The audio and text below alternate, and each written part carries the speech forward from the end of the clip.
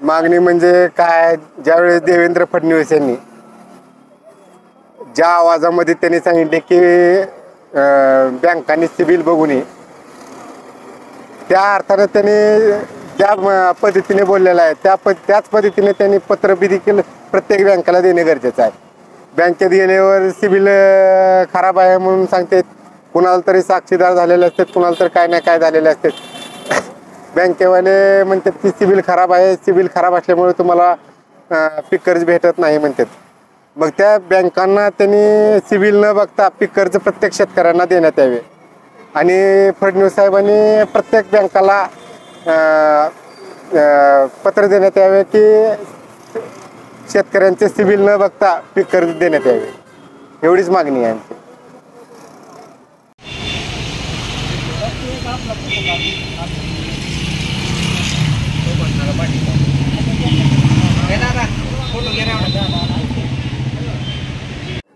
माननीय उपमुख्यमंत्री देवेंद्रजी फडणवीस साहेब यांनी घोषणा केली की सिबिल न पाहता शेतकऱ्यांना पीक कर्ज देण्यात यावं असे.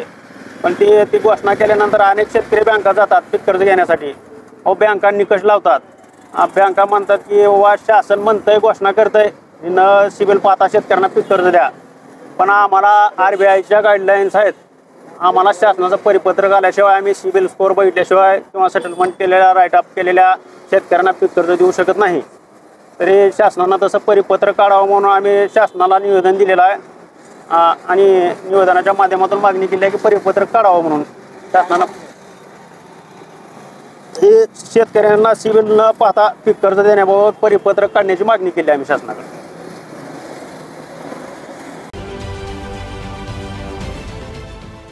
देश विदेशातील प्रत्येक घडामोडींचे लाईव्ह अपडेट मिळवण्यासाठी आता साम टीव्हीच्या सर्व सोशल मीडिया प्लॅटफॉर्मला लाईक, फॉलो आणि सबस्क्राईब करा.